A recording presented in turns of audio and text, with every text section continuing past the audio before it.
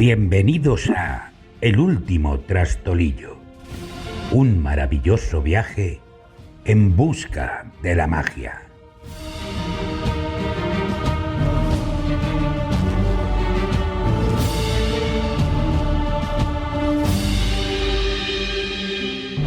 Episodio 15. El príncipe de la colina. Amaneció un día frío, aunque en el interior de la casa de los Bardal la temperatura era agradable. Mientras la señora Bardal les estaba preparando el equipaje y las vituallas para el viaje, el señor Bardal sirvió un apetitoso desayuno que hizo las delicias de nuestros amigos. Después, desandaron el intrincado sendero de zarzas y espinos.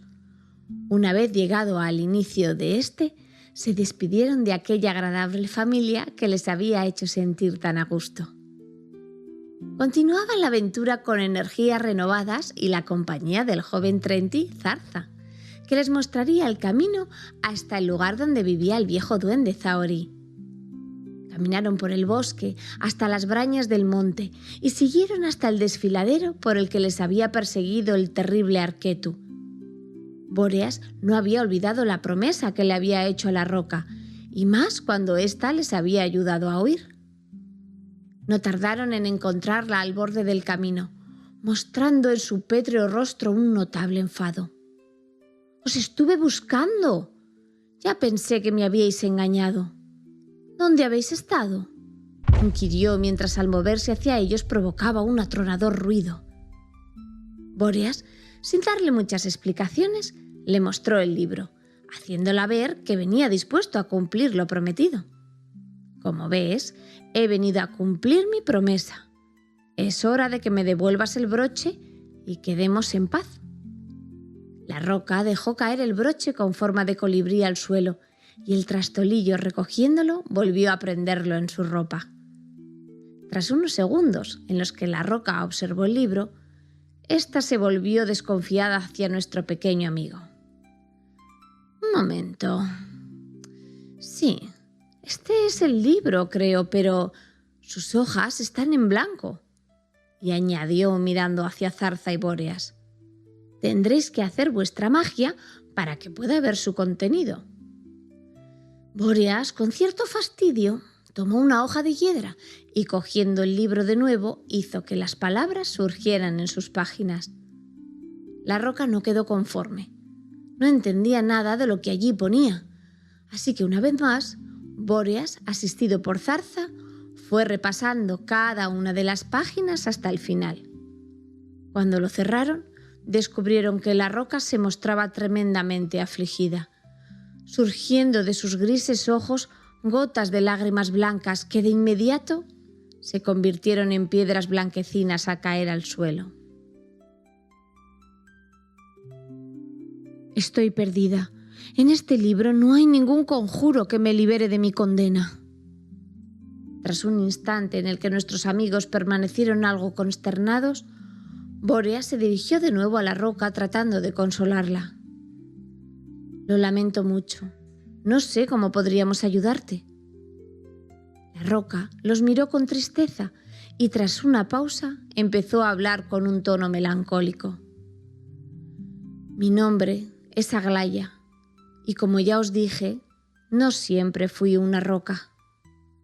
Y a continuación se dispuso a narrarles la siguiente historia. Él se llamaba Ángel, aunque yo siempre le llamé Gelo.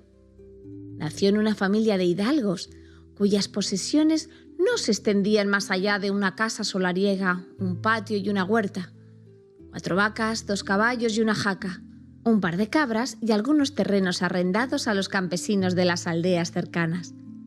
Por esta razón, su infancia transcurrió sin mayores sobresaltos. Su madre, hija de nobles venidos a menos, se ocupó de proporcionarle una buena educación.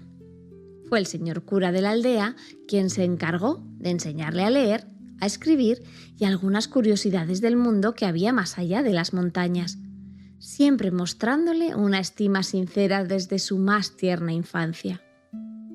El padre, un hombre reservado por naturaleza, dedicaba sus días a gestionar sus escasos bienes, aunque de forma desafortunada.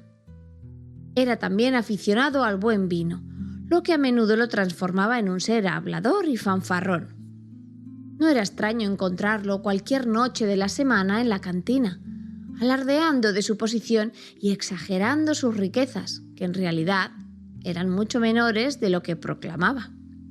Exponía de forma vehemente a todo aquel que quisiera escuchar que aún llegaría el día en que sería más rico que cualquier conde o marqués. El primer recuerdo que tengo de Gelo se remonta a mis 11 años. En aquel entonces él ya contaba con 14. Me impresionó verle pasear por la aldea sobre aquella jaca blanca, con su cabello dorado y sus lujosos ropajes. Una camisa de lino, un jubón de terciopelo y hebillas brillantes, además de unos zapatos de cuero relucientes. En ese momento creí estar ante un príncipe. 2 años después, mi madre decidió enviarme a servir a su casa, pues la ama de entonces ya era mayor y necesitaba ayuda con muchas de las labores cotidianas. Con mucha ilusión acudí al hogar donde vivía el príncipe de la colina, a quien a lo largo de mi corta vida había visto pasar por las calles de mi aldea, cada año más apuesto y varonil. Era consciente de que una muchacha como yo, sin nada que ofrecer, no podía esperar ganarse el favor del hijo de un hidalgo, pero la fantasía siempre alimentó mis ilusiones más descabelladas. Yo, careciendo de conocimientos, a la vez era dueña de una poderosa imaginación. Así, serví con ahínco durante varios meses, alimentando la ilusa intención de que el joven señor se fijara en mí, cosa que lamentablemente nunca ocurrió, o por lo menos no del modo que yo imaginaba. Por aquel entonces, ya siendo él un joven capaz y responsable, su padre decidió emprender la aventura de viajar a las Américas en busca de una fortuna que le otorgara el estatus que siempre había soñado. Así que un buen día partió llevándose consigo parte de sus dineros, con la firme intención de embarcarse rumbo a Cuba, dejando a su hijo el cuidado de su pequeña hacienda aquí, en España. Fue aquello un punto de inflexión que lo cambió todo. Pasados los primeros meses de ausencia, la madre cayó presa de la melancolía, lo que la hizo recurrirse en su alcoba, sumida en una tristeza profunda. Esto llevó a su hijo a dedicarle todo su tiempo y esfuerzo, puesto que sentía una enorme predilección por su progenitora, su única familia. Sin embargo, esta atención hizo que descuidara algunas de sus responsabilidades como cabeza de familia y sustentador del hogar, lo que pronto se tradujo en pérdidas económicas en sus negocios. Así, la vida en la aldea y de quienes la habitaban se vio inmersa en una serie de cambios y desdichas, y cada uno de nosotros se enfrentó a un destino que aún estaba por revelarse. El padre nunca regresó de sus viajes y de él solo llegaron algunas cartas y pequeñas baratijas que se ocupó de hacerles llegar. Hasta que un buen día, lo recuerdo porque pareciera que el cielo lloraba de lo mucho que llovía, llegó la infausta noticia de que el padre había fallecido víctima de unas fiebres en la isla que llamaban La Española. Ese día fue la primera vez que le vieron entrar en la cantina del pueblo y la primera vez que tuve un contacto directo con él.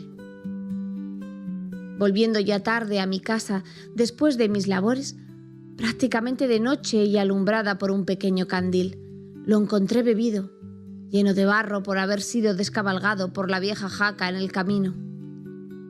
Lloraba desconsolado y aunque nunca me lo confesó, intuí que su pena se debía a verse superado por las circunstancias. Dígase la pérdida del padre, la creciente locura de la madre y los malos resultados en los negocios, acrecentados por la falta de gente que quisiera trabajar las tierras, puesto que muchos ya preferían trasladarse a la ciudad en busca de fortuna. Desde entonces permanecí siempre a su lado. Aún hoy me planteo el porqué. A pesar de que él siempre buscaba tenerme cerca, nunca fue su intención tratarme como a una mujer. o al menos no de la forma en que yo había soñado, ni de la manera en que creía que debía ser atendido un ser querido. Sin embargo, quizá debido a mi ignorancia y candidez, pensé que con el paso del tiempo y la cercanía terminaría por hacerle ver mi valía y que eventualmente se enamoraría de mí. Durante el siguiente año continué sirviendo en su hogar, cuidando de su madre enferma, mientras él se esforzaba por mantener a flote sus descuidados negocios, que tras la muerte de su padre habían perdido influencia en el valle. La riqueza menguó poco a poco y la frustración le llevó a ir cada vez más a la cantina, regresando a altas horas de la noche, sumido en un estado etílico que le dejaba sin dueño alguno. Yo respondía a su desconsuelo con cuidados y ternura. La muerte de su madre sumió a Gelo en una profunda depresión. Ahora estaba solo ante un mundo que, lejos de compadecerle, parecía empeñarse en golpearle con desdichas incesantes. Fue entonces cuando se acercó más a mí. Me convertí en su sirvienta, en su compañía, en su ángel de la guarda, en su consuelo. Al verse obligado a vender parte de sus bienes para poder saldar deudas, un buen día decidió que se lanzaría en busca de fortuna hacia la ciudad. Aunque nunca me contó cómo pretendía resolver su situación, entendí que, como muchos otros, acabaría cayendo en las garras del juego, convencido de que esa era la solución de sus problemas. Pero esto solo empeoró su situación. Poco a poco, pareció ser poseído por un odio incontrolable hacia todo y todos, incapaz de gestionar sus emociones, culpando a otros de sus desdichas. Algunos días me mostraba el cariño de un niño herido y al día siguiente me ignoraba, volviendo a tratarme como la sirvienta, que en realidad es lo que era. No obstante, en mi propio delirio, me negaba a pensar que eso fuese algo negativo, justificándolo como una mala suerte o la adversidad que le golpeaba constantemente. Llegué incluso a anteponer su dolor al mío cuando mis propios padres fallecieron, considerándole desde ese momento mi única familia en este mundo. Cuando solo le quedaba la antigua casa familiar y un par de terrenos en alquiler, decidió lanzarse nuevamente a la aventura en busca de fortuna, dejando a mi cargo su menguada hacienda. Su ausencia se prolongó durante meses, en los que los resultados de sus andanzas fueron dispares. En ocasiones regresaba con pequeñas ganancias que terminaba malgastando en el juego y en las cantinas, tratando de hacer ver a los demás que su vida era mejor de lo que pensaban, como hizo ya su padre. En otras, sin embargo, retornaba abatido y cabizbajo, a veces casi despojado, afirmando haber sido robado, o al menos eso era lo que contaba. Siempre le recibía con el corazón palpitante de una amada, que aunque no correspondida, albergaba la esperanza de que algo cambiara y que el sueño que había sido tejido en mi interior se hiciera realidad. Trabajé sin descanso en la huerta. Cuidé del escaso ganado que quedaba y mantuve la casa como mejor pude. Así mantuve mi desdicha durante 10 años, un tiempo en el que desgraciadamente las posesiones fueron menguando hasta convertirse en nada más que la casa, que apenas lograba sostener, y una huerta exhausta. En aquella relación, donde el amor parecía haber sido reemplazado por la penuria y el sufrimiento, mi espíritu se fue desgastando, atrapado en la telaraña de un amor unilateral que en realidad se asemejaba más al maltrato que a la devoción. La sombra de mi soledad se hizo más densa al darse cuenta de que mientras él buscaba el consuelo en el vicio, yo me había convertido en un espectro de su vida, relegada a un rol de sirviente en lugar de amante, transformándome a su vez en un ser cada vez más mezquino que solo anhelaba su favor y, sin embargo, me negaba a verlo. El mundo evolucionaba de pronto con tremenda rapidez. De sus viajes me contaba que los hombres habían inventado todo tipo de máquinas para realizar trabajos, que las ciudades bullían con la creciente revolución de la industria. Me contaba todo aquello con la ilusión de quien descubre nuevos horizontes, aunque su realidad no dejaba de estar sumida ya en una condena. Fue al regresar de un viaje por el norte de Italia cuando descubrí que algo había cambiado en él. Al parecer, durante una tormenta, se perdió con su vieja jaca entre las montañas y acabó llegando a una pequeña aldea, donde un anciano de origen rumano, que respondía al nombre de Ezequiel, le ofreció cobijo. Dado que la tormenta duró varios días, este hombre amable le brindó su hospitalidad y durante aquellas largas jornadas a resguardo crearon un extraño vínculo en el que le reveló una visión de la vida que acabó fascinándolo. Existen 3 realidades, Aglaya, me contaba entusiasmado. 3 realidades en un solo mundo que interactúan entre sí de diferentes maneras. La primera realidad es la de los humanos, en la que tú y yo vivimos, llena de carencias. La segunda, la de la naturaleza, una realidad que abarca el resto de seres vivos que nos rodean. Y la tercera es inimaginable, una realidad mágica, donde seres asombrosos son capaces de realizar hazañas prodigiosas. Una realidad oculta a nuestros ojos desde que el tiempo es tiempo, donde los seres que la habitan utilizan la magia para cambiar lo físico a su antojo. El problema radica en que hay algo que impide que los hombres accedan a esa realidad mágica. Los humanos han buscado desde que existen la forma de acceder a ese conocimiento, a esa magia, lo que los ha llevado a desarrollar todo tipo de técnicas y disciplinas para conseguirlo. Se han creado máquinas, artilugios, doctrinas, creencias. Sin embargo, nunca lo han logrado. Solo los druidas se han acercado a esos conocimientos, aunque jamás han conseguido cruzar del todo el umbral que une nuestra realidad con la de ese mundo mágico. Pasaba las horas hablando de aquello, apenas si comía o dormía. Por suerte, sustituyó sus visitas a la cantina por la lectura de libros que traía de aquí y allá, de todas partes del mundo. Invirtió lo poco que tenía, llegando incluso a vender la casa familiar, los terrenos y las joyas heredadas de sus padres.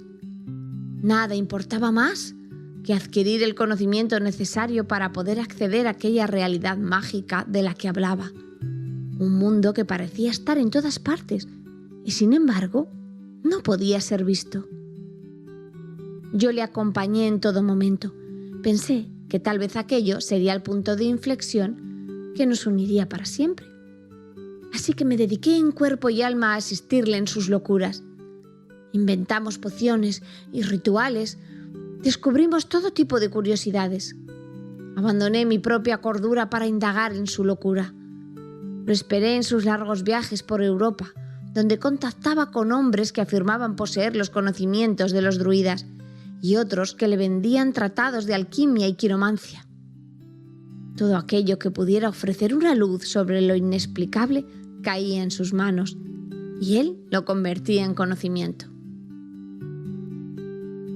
Hasta que un día recibió una carta de Ezequiel. En ella, el anciano le revelaba que padecía una extraña enfermedad que le consumía y que le quedaba muy poco tiempo de vida, por lo que era urgente que volvieran a verse, ya que había algo de vital importancia que no le había contado. En su lecho de muerte, Ezequiel le confesó el lugar donde mantenía oculto un libro, un volumen antiguo que no pertenecía al mundo de los hombres, hecho con las hojas de árboles que no se encontraban en el mundo natural. Desde que había caído en sus manos, el viejo Ezequiel había dedicado todo su conocimiento a tratar de descifrar sus secretos.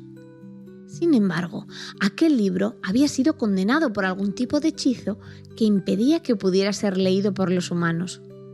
Sus páginas estaban en blanco.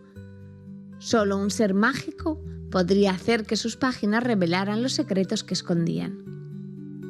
Tras el fallecimiento de Ezequiel, Gelo acudió a la gruta donde efectivamente encontró aquel libro, en cuya portada rezaba en latín el título Asis Mundi. Lo tomó en sus manos y emprendió su camino de regreso. Algo extraño comenzó a suceder entonces.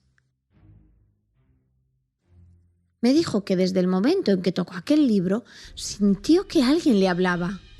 Un murmullo incesante que no lograba comprender, pero que le inquietaba y al mismo tiempo le fascinaba. Dedujo que lo que el anciano le había contado era cierto.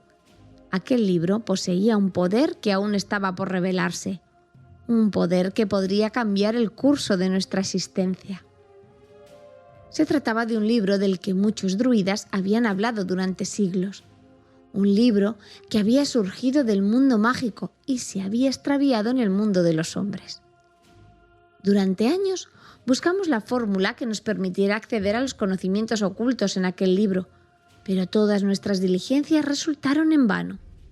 La obsesión por descifrar sus secretos se transformó en una mayor locura, en una obsesión. Aislados en las montañas, nos alejamos del mundo real. Temiendo ser acusados de brujos o de herejes, dedicamos todo lo que éramos a encontrar respuestas. A pesar de que mi inocencia me hacía creer que nuestro propósito era crear un mundo mejor, donde vivir junto a la única persona que amaba, la verdad era que él solo pensaba en las posibilidades del poder que la magia le otorgaría. Tras mucho indagar, después de incontables viajes por el mundo que minaron nuestra salud mental, descubrimos un texto escrito en gaélico que nos revelaba que, durante el equinoccio de verano, era común que los espíritus de la naturaleza tomaran la forma de algún animal en su tránsito de lo natural a lo mágico. Se decía que, aunque varios animales eran elegidos para estas incursiones, el cisne era el más común, y se mencionaban lugares específicos donde se podía presenciar este fenómeno. Tal vez todo aquello fuese una leyenda, pero no teníamos nada que perder. Así que una vez más se embarcó en un nuevo viaje hasta Irlanda, llevando consigo el libro. Su teoría era que, si algún ser mágico permanecía junto al libro, éste revelaría su contenido y sería la prueba definitiva de que estaba frente a un verdadero ser de esas características. Fue en el lago de Outer, en el condado de Cavan, justo cuando el sol estaba en el cenit, cuando observó un comportamiento extraño en un grupo de cisnes. De repente, un haz de luz los alcanzó y fueron cubiertos por una cortina de lluvia iridiscente. Rápidamente buscó la manera de acercarse a uno de ellos. Cuando logró atraparlo, descubrió que al poner el libro en contacto con el cisne, éste mostraba su contenido, pero el idioma en el que estaban escritas algunas de sus partes le llevaría tiempo de estudio. Entusiasmado por estar más cerca que nunca de su objetivo y tras varias vicisitudes, regresó en un viejo galeón que partió del puerto de Dover, en Inglaterra. Durante el viaje ocurrieron sucesos extraños. Al parecer, fuerzas que no comprendía intentaron liberar al cisne de su cautiverio, pero la fortuna le brindó un giro inesperado. En su vida vio por primera vez la perfecta aparición de uno de aquellos seres mágicos. Un ser pequeño, de largas orejas y pies grandes, que parecía ser el responsable de que el cisne consiguiera huir. Afortunadamente, cuando aquella criatura estaba distraída, pudo atraparla ayudándose de un saco. Poco importaba que el ser mágico utilizara para revelar el contenido del libro, siempre que éste fuera desvelado para nosotros. Con el tiempo, identificamos a aquel ser como el que los viejos escritos describían como un trasgo. La verdad es que jamás había visto nada parecido. Aquel ser estaba realmente asustado, y aunque no podía evitar sentir cierta ternura hacia él, también vislumbraba el final de nuestra búsqueda, la posibilidad de que nuestras desdichas llegaran a su fin de una vez por todas. Consideramos varias formas de extraer la magia de aquel pequeño ser. Nada importaba ya si alcanzábamos nuestro objetivo. Pero justo cuando íbamos a probar una de ellas, ocurrió algo sorprendente. Un culebre, los antiguos dragones de las tierras, surgió derribando la puerta de nuestra cabaña y ayudando por 2 diminutas criaturas, rescató al trasgo y se llevó el libro. Esto hizo que Gelo entrase en cólera, lo que provocó que el propósito real de aquellos extraños murmullos que oía en su interior se revelasen, alimentados por la frustración y el odio. Los murmullos se convirtieron en palabras, en verdaderas palabras. Una voz comenzó a hablarle, aislándole completamente de mí. Tal vez esto me permitió ver la locura en la que estábamos sumidos.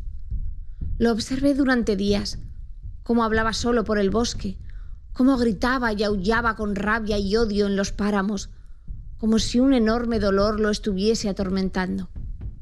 Poco después, la voz se transformó en una sombra alargada que lo acompañaba allí donde iba, incluso allí donde la luz no era capaz de proyectarla.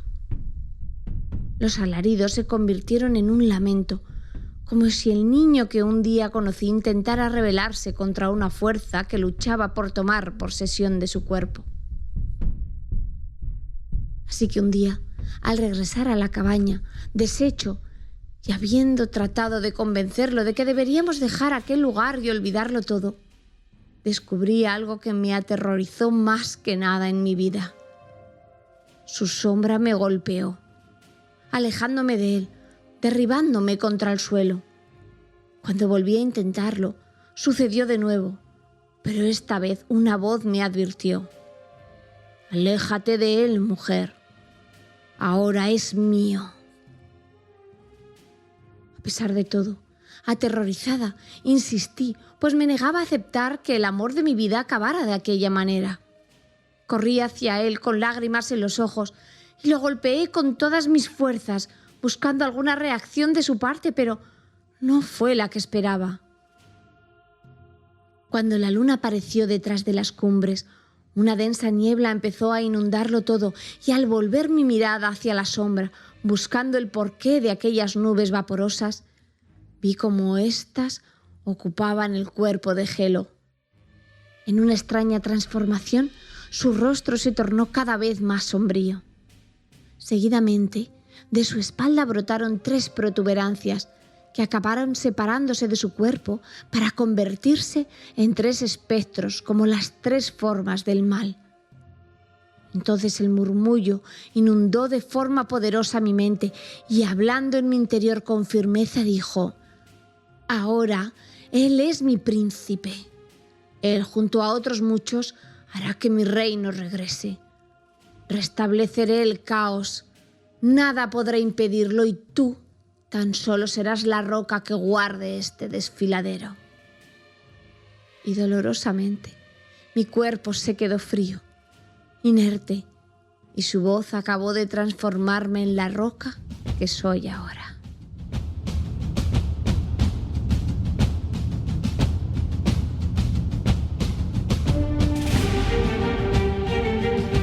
Esto ha sido El Último Trastolillo. Síguenos en iVoox, YouTube y Spotify. Nos encontramos en el próximo episodio.